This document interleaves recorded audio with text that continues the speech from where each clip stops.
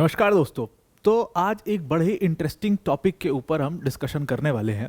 अभी रिसेंटली आपने देखा कि यूएस ने वेनेजुएला के ऊपर अटैक कर दिया है और किम जॉन ने उसको काफ़ी डिटेल में कवर भी किया।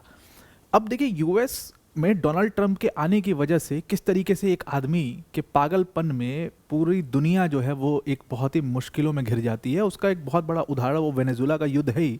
और दूसरी तरफ एक खबर मैं लेकर गया हूँ आपके लिए। ये खबर ऑल्दो थोड़ी सी पुरानी ज़रूर है, ये घटना पहले की हो चुकी है, लेकिन अभी ये दोबारा से काफ़ी न्यूज़ में आ चुकी है, काफ़ी वायरल हो चुकी है बिकॉज इसके ऊपर इन्वेस्टिगेशन चल रही थी और एक स्पेनिश अखबार ने बहुत बड़े क्लेम्स किए हैं। बात है एक न्यूक्लियर रिएक्टर की जिसको रशिया से नॉर्थ कोरिया ले जाया जा रहा था। और ये इस पॉइंट ऑफ टाइम पे इतनी इंपॉर्टेंट क्यों है, क्योंकि अभी कुछ ही दिन पहले हमने देखा कि किम जोंग, ये पूरी एक मिस्ट्री है जिसको आज हम यहाँ पर देखने की कोशिश करेंगे, जो बतौर स्पेनिश अखबार के बिल्कुल सच है। तो नॉर्थ कोरिया से आपने एक तस्वीर देखी होगी किम जोंग उन की, जो न्यूक्लियर पावर्ड सबमरीन की टेस्टिंग या उसके मेकिंग का जो पूरा तस्वीर सामने आई है कि वो किसी लेबोरेटरी में है जहाँ पर वो न्यूक्लियर पावर्ड सबमरीन बन रही है। वो अपनी बेटी के साथ वहाँ पर मौजूद हैं और उसके बाद पूरी हवा उड़ती है कि यार नॉर्थ कोरिया तो बड़ा पावरफुल होता जा रहा है। जिस उस न्यूक्लियर पावर्ड सबमरीन में जो न्यूक्लियर रिएक्टर लगना था वो रशिया से जा रहा था नॉर्थ कोरिया, और बीच में शिप को सबोटाज किया जाता है, यानी कि एक एक्सप्लोजन होता है उस रशियन शिप में और वो न्यूक्लियर रिएक्टर जो है वो पानी में सिंक हो जाता है। और ये करने के पीछे यूएस का और या फिर नेटो के सबमरीन का बहुत बड़ा हाथ था, ऐसा इस स्पेनिश अखबार का कहना है। और हो सकता है नॉर्थ कोरिया और रशिया इस चीज़ का बदला भी ले सकते हैं। यानी कि बैकग्राउंड में बहुत कुछ चल रहा है, सामने से भले हमें चीज़ें शांत दिख रही हैं लेकिन बैकग्राउंड में काफ़ी कुछ इस समय पर यहाँ पर चल रहा है। इसको हम डिटेल में डिस्कस करते हैं कि एक्चुअली में हुआ क्या, ये न्यूक्लियर रिएक्टर कहाँ जा रहा था। अच्छा, इसमें इंडिया का भी एक लिंक है और इसमें बीच में इंडिया का भी नाम आया था। स्पेनिश अखबार ने हालांकि इस चीज़ को क्लियर किया कि इंडिया का इससे कोई लेना देना बहुत ज़्यादा नहीं था। इसको हम डिटेल में डिस्कस करते हैं और आप डोनाल्ड ट्रंप का पागलपन इस चीज़ से अंदाज़ा लगाने की कोशिश करिएगा।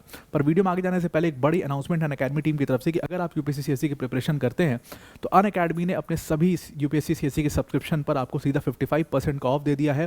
प्लस यहाँ पर आपको डबल वैलिडिटी भी प्रोवाइड की जा रही है हमारे कोर्सेज में। अनअकैडमी के टॉप एजुकेटर जैसे मृणाल सर, प्रतीक सर, सुदर्शन सर जैसे एजुकेटर्स यहाँ पर आपको इन बैचेस के अंदर पढ़ा रहे होंगे। अगर आप 2 साल या उससे ज़्यादा का सब्सक्रिप्शन लेते हो तो सीएससी अश्योर प्रोग्राम आपको इसमें फ्री ऑफ कॉस्ट मिलता है। तो देखिए होता क्या है कि एक स्पेनिश अखबार है ला वर्दाद, जिसने एक खबर छापी। उसने कहा कि एक रशियन शिप है जिसका नाम था उर्सा माजो। ये शिप मेडिटेरियन सी में, एक इस शिप में एक्सप्लोजन होता है जो शुरुआत में पता नहीं लगता कि एक्सप्लोजन कैसे हुआ, लेकिन एक एक्सप्लोजन होता है कार्टेगना के बहुत पास मेडिटेरियन सी के अंदर।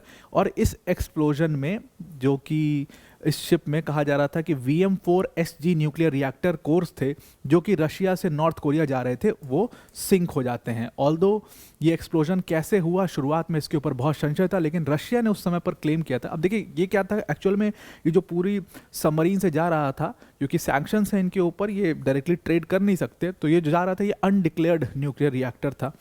लेकिन कहा गया कि ये जो संक हुआ, रशिया की तरफ से अंदर खाने से एक खबर आई कि ये काम या तो यूएस का या तो नेटो का और हम इसका बदला लेंगे। अब ये पूरी कहानी होती क्या, पहले तो ये न्यूक्लियर रिएक्टर के बारे में समझ लेते हैं, ये इतना इंपॉर्टेंट क्यों है। VM4SG न्यूक्लियर रिएक्टर जो है वो जो SSBNs है, जो नया डेल्टा सबमरीन प्रोग्राम है, जो नए वेरिएंट है डेल्टा सबमरीन प्रोग्राम में, उसमें ये न्यूक्लियर रिएक्टर यूज़ होना था। SSBN का मतलब ये होता है, अब एक बात और ध्यान में रखिएगा कि जैसे इंडिया का INS अरिहंत है जो उसमें न्यूक्लियर रिएक्टर कोर लगना है, INS अरिहंत भी SSBN है। SSBN का मतलब है शिप सबमर्ज्ड बैलिस्टिक न्यूक्लियर, यानी कि न्यूक्लियर, अगर आसान भाषा में कहें, न्यूक्लियर पावर्ड सबमरीन, जैसे हमारा INS अरिहंत है जिसका न्यूक्लियर रिएक्टर भारत में ही बन रहा है अभी।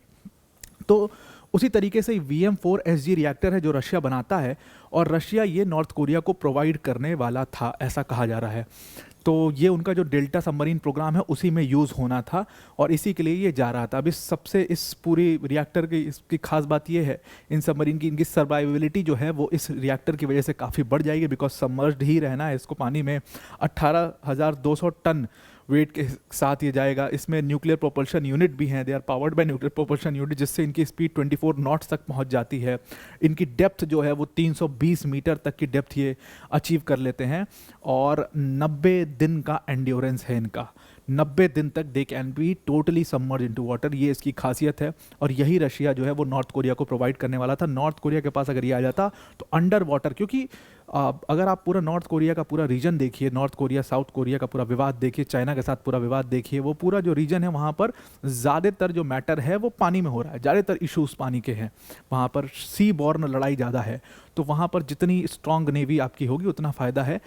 एयर पावर का उतना वहाँ पे, एयर सुपियोरिटी का कोई उतना मतलब उधर नहीं है उस पूरे रीजन में। तो कहा गया कि VM4SG जो ये वेरिएंट है, ये VM4 रिएक्टर का ही एक अपग्रेडेड वेरिएंट है। तो जितने भी डेल्टा सबमरीन प्रोग्राम्स हैं, चाहे वो डेल्टा 3 या डेल्टा 4 सबमरीन प्रोग्राम्स हैं, पहले डेल्टा 3 में VM4S यूज़ होता है और डेल्टा 4 में VM4SG यूज़ होता है। इन रिएक्टर्स में जो फ्यूल है यूरेनियम फ्यूल, एक में जो पहला वाला वेरिएंट है इसमें 20% U-235 का यूज़ होता है और दूसरे वाले में 40% यूरेनियम फ्यूल का इस्तेमाल इसमें किया जाता है। यही जो न्यूक्लियर रिएक्टर है इसका भारत कनेक्शन भी है। कहा जा रहा था, शुरुआत में कहा गया कि ये VM4SG जो रिएक्टर्स हैं, क्योंकि सेंट पीटरबर्ग से निकले और कहा जा रहा था ये व्लादिवोस्तोक तक जाएंगे, हालांकि रास्ते में ही सब कुछ इसमें गड़बड़ हो गया, सारा एक्सप्लोजन हो गया और ये पूरे सबमर्ज हो गए, ये शिप ही पूरी सबमर्ज हो गई। लेकिन कहा गया कि भारत का जो INS अरिहंत डेवलपमेंट में चल रहा है उसके प्रोपल्शन यूनिट के तौर पर भी इसको इस रिएक्टर को उसमें यूज़ किया जाना था और ये अरिहंत के लिए जा रहा था VM4SG रिएक्टर्स।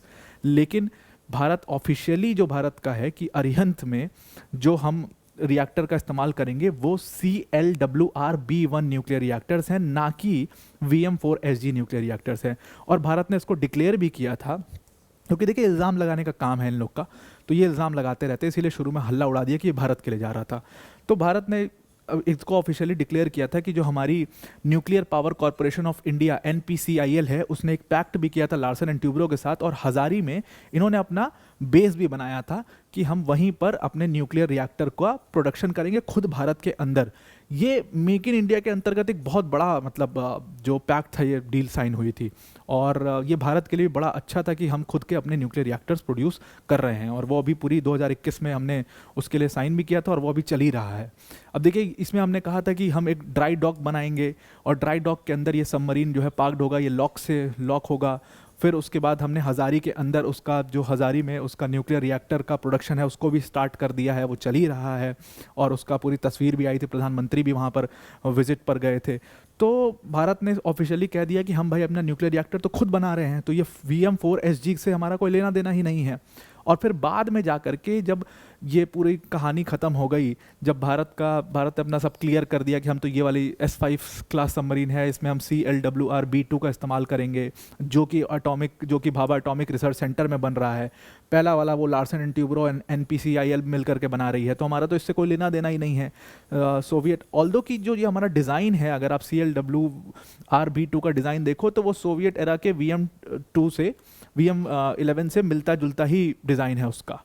तो लेकिन हम अपना खुद का प्रोडक्शन कर रहे हैं और इससे हमारा रशिया से इसमें कोई भी लेना देना हमारा है ही नहीं।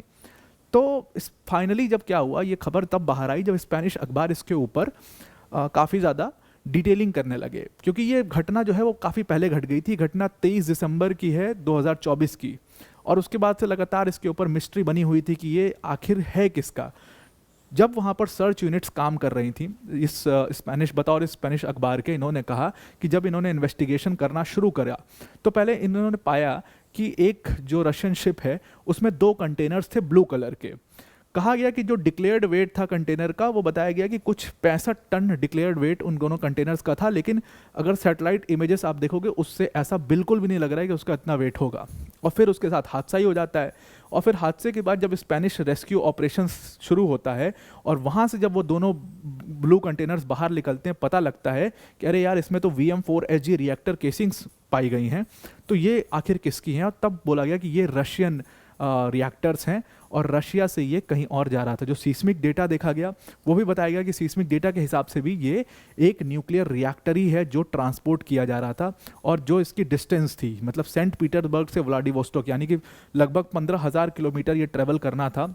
और कहा जा रहा है कि व्लादिवोस्टोक से बाय रेल इसको लेकर के नॉर्थ कोरिया ये लोग जाने वाले थे। पुतिन ने अभी विजिट भी किया था नॉर्थ कोरिया की डील भी हुई पुतिन के साथ में, अंदर खाने ये सारी चीज़ें चल रही थी। तो इसको तब जाकर के ये चीज़ कंफर्म हो गई इसके ऊपर, और स्पेनिश अखबार ने इसके ऊपर लिखा कि nuclear reactors they're going to North Korea, और बीच में इसको US या नेटो ने किसी एक सबमरीन ने सबोटाज करके इसको पूरी तरीके से डिस्ट्रॉय कर दिया और ये सबमर्ज हो गए। फिर फाइनली जब रेस्क्यू ऑपरेशन हुआ तब जाकर उसमें मिली। अब देखिए इन्होंने डिक्लेयर तो किया नहीं, और उसके बाद एक तस्वीर आती है नॉर्थ कोरिया में किम जोंग उन की, कि किम जोंग उन अपनी न्यूक्लियर पावर्ड सबमरीन का डेवलपमेंट दिखाते हैं।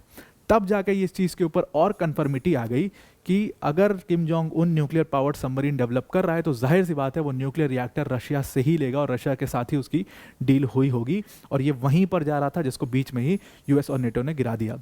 अब ये एक बहुत छोटी घटना नहीं है, एक न्यूक्लियर रिएक्टर के ऊपर। अब ये सोचिए आप कितने लोगों को खतरे में डालने वाली बात ये है जो डोनाल्ड ट्रंप करने की कोशिश कर रहे हैं या नेटो करने की कोशिश कर रहा है। दोनों में से जिसने भी किया है, कितनी खतरे में डालने की बात है। पुतिन ने सीधी तौर पर कहा कि अगर हमारे एसेट के ऊपर कोई भी अटैक करता है, डिक्लेयर्ड या अनडिक्लेयर्ड, तो उसका बदला लिया जाएगा। जाहिर सी बात है अगर ये लोग छुप करके अटैक करते हैं तो वो भी छुप करके पीछे से इनके ऊपर अटैक कर सकते हैं। और वही आप नए डेवलपमेंट्स नॉर्थ कोरिया के अराउंड, चाइना के अराउंड देख रहे हो। जो मैंने आपको कल या परसों मैंने एक वीडियो करी थी कि 2026 में फ्लैश पॉइंट्स क्या होंगे। आपको ध्यान में होगा कि जितनी भी ये क्राइसिस मैनेजमेंट एजेंसीज हैं, इनका कहना है कि नॉर्थ कोरिया एक बहुत बड़ा फ्लैश पॉइंट है, बहुत बड़ा हॉटस्पॉट बनने वाला है, क्योंकि वहाँ पर इतनी सारी डिफेंस डेवलपमेंट्स चल रही हैं। इन्होंने एक सो कॉल्ड अपना कोई ऑफिशियल ब्लॉक तो नहीं बनाया, लेकिन एक unofficial block Russia, north Korea और चाइना का ज़रूर बन गया है, जो डोनाल्ड ट्रंप के लिए एक बहुत बड़ी मुसीबत होगा। और ट्रंप की ऐसी हरकतें इनको और ज़्यादा अग्रेसिव करने पर मजबूर कर देंगी, और बहुत लोग इसमें खतरे में आ सकते हैं। ट्रंप ने जो हरकत वेनेजुएला में की है आज, तो देखिए Trump is just a puppet. ये बात समझना बहुत मुश्किल नहीं है। कोई भी आदमी, लेमैन, इस बात को समझ सकता है कि ट्रंप के एंडोर्समेंट में, ट्रंप के पूरे पॉलिटिकल कैंपेनिंग में जितने लोगों ने पैसा लगाया वो सब बड़े बड़े बिजनेसमैन्स हैं, ऑयल कार्टेल्स के लोग हैं। अब उनको अपना पैसा वापस भी तो निकालना है, वो कमाएंगे कैसे? तो वो ऐसे वॉर्स करा के, वो ऐसी चीज़ें करके वेनेजुएला के ऊपर आखिर क्यों अटैक किया ट्रंप ने? It's a very simple idea कि क्यों किया है। बिकॉज ऑयल कार्टेल जो है वो ट्रंप के ऊपर चढ़ा हुआ है। तो ट्रंप सिर्फ उनके हिसाब से कर रहा है, और इससे दुनिया की बहुत सारे देश, दुनिया के बहुत सारे कॉन्टिनेंट्स प्रॉब्लम में आ जाएंगे। इसके बारे में आप क्या सोचते हैं ज़रूर कमेंट करके बताइएगा। आई होप आपको पूरा ये आर्टिकल अच्छा लगा। आज के लिए इतना ही। Thank you and have a nice day.